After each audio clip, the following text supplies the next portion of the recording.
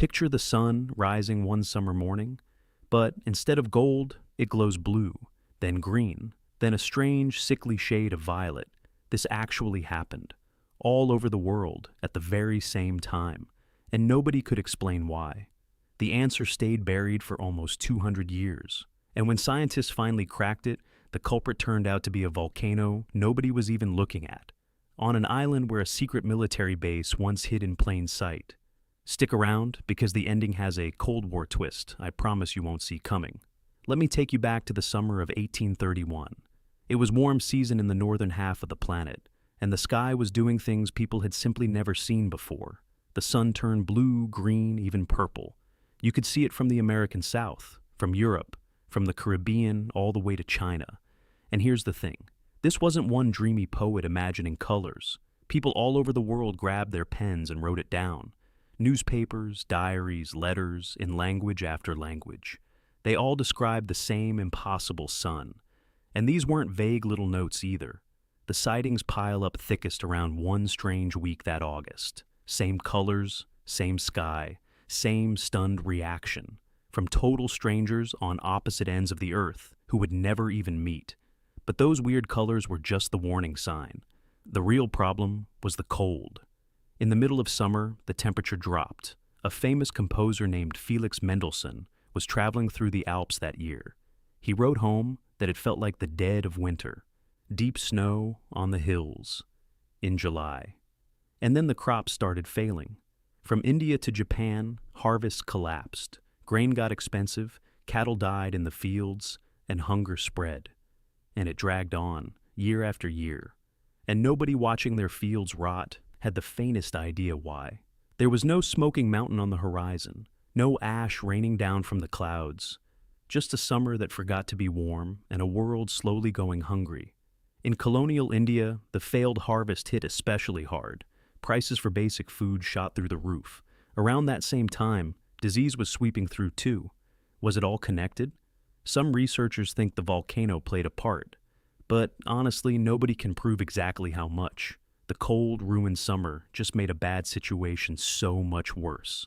So, what could possibly turn the sun blue and freeze a summer at the same time? Scientists back then actually had a pretty good guess. A really big volcano. When a giant eruption goes off, it blasts sulfur high into the sky. That sulfur spreads out into a thin, invisible haze. The haze scatters sunlight, painting the sun those strange colors, and it bounces heat back out into space, cooling everything down below. Think of it like pulling a faint curtain across the entire sky. Not thick enough to notice, but thick enough to steal a little warmth from every single sunrise. Do that for months, and the whole planet starts to shiver. And this was no little burp of a volcano. It threw more sulfur into the sky than almost any eruption in living memory.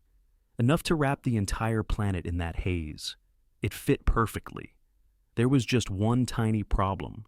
Nobody could find the volcano. Now think about how strange that is for a second. An eruption powerful enough to chill the entire planet. And not a single person saw it happen. No village nearby to feel the ground shake. No ship close enough to hear the blast. Just an empty ocean, quietly keeping the secret. Compare that to another famous volcano, Tambora, which had gone off just a few years earlier. That one, everybody witnessed. People heard it, people saw it, people wrote it down for the history books. No mystery at all. But this eruption, total silence. Whatever blew up did it somewhere so remote, so empty, that not one report ever reached the outside world. So, for generations, scientists played detective. And for generations, they got it wrong. First, they blamed a volcano in the Philippines. Wrong. They pointed fingers all across the map for decades. And every promising lead just fizzled out. Then they found a much better suspect. And honestly, this one is almost too good. There was a tiny island near Sicily that literally rose up out of the sea that same year. Hot rock breaking the surface. A brand new island appearing out of nowhere. British sailors rowed over and planted a flag on it. A handful of countries started squabbling over who owned this thing. And then, before the year was even over, it quietly sank back under the waves. I mean, come on. A ghost island that pops up and vanishes in the exact year of the mystery? That has to be the answer, right? Wrong again. The little island was real. The timing was perfect. But it was just way too small to cool the whole planet. Right suspect, wrong crime. And so, the case went cold. For almost 200 years, the volcano of 1831 stayed a ghost. Then a team of scientists tried something completely different. Instead of searching the globe, they went digging in the ice. Way up in Greenland, the ice is like a giant stack of pages. Every year lays down a fresh layer, and trapped inside those layers is the dust and ash of everything that ever fell from the sky. So they drilled down to the ice from that summer, and somewhere in there, they found it. Tiny shards of volcanic ash, thinner than a single human hair. You could hold thousands of them on a fingertip and never even feel it. And yet each little shard carried its own chemical signature, a fingerprint, unique to the exact volcano that made it. All the scientists had to do now was find the match. And here comes the clue that changed everything. The sulfur from that year was about 6.5 times heavier up in Greenland than down in Antarctica. Now think about what that tells you. If the North got way more fallout than the South, the volcano had to be up north. Just like that, half the planet was off the suspect list. So they took those microscopic ash shards and they went hunting for a match, somewhere in the far north, powerful enough to cool the world, quiet enough to have been missed all this time. They landed on a caldera, on a tiny empty island called Simushir. It sits in a cold, lonely chain of islands between Japan and Russia. No towns, no people, just fog, rock, and volcanoes. The name of the one they suspected is Zavaritsky. Say it with me. Zavaritsky. Then they did the detective work. They compared the ash trapped in the ice with ash scraped right off that caldera. And the chemistry matched. Perfectly. The scientist leading the study said he couldn't believe the numbers were identical. A genuine eureka moment. After almost 2 centuries, the killer finally had a name, but they didn't stop at the ash. They dug into the ground around that caldera too. They dated the soil buried underneath the ash layer, and it lined up. This eruption really was young enough to be the one. Case closed.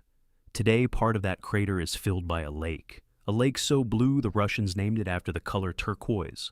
A quiet, beautiful pool of water. The last place on Earth you'd expect to find the volcano that once turned the sun blue. And here's the part I love. That one little island isn't home to just one volcano. It has 4 of them, lined up in a neat little row. Oh, and one more thing. On that same tiny, supposedly empty island, the Soviet Union once carved out a secret submarine base, right inside another volcanic crater. A hidden base, big enough for a small town, tucked right into the wall of a volcano, reachable only through a narrow gap in the crater wall. And then, one day in the 1990s, they just abandoned it, walked away overnight. So think about this.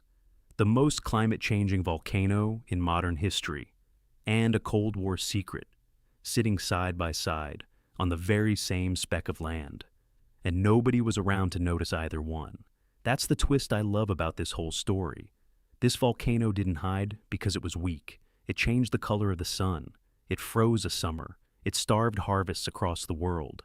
It hid because it erupted in a place so remote that not one single human was there to watch. The biggest volcano nobody ever saw. Think about that for a moment. One of the most powerful climate events in generations. And history very nearly forgot it ever happened. All it took was a team of scientists, a core of ancient ice, and a speck of ash smaller than a hair. And get this, the scientists who solved it say there's still another mystery eruption out there, from a couple of decades earlier, one they still haven't traced. So somewhere on this planet, a second ghost volcano is still waiting to be caught. Now, I want to hear from you. What other historical mysteries should I dig into next? Drop your ideas down in the comments. I read every single one.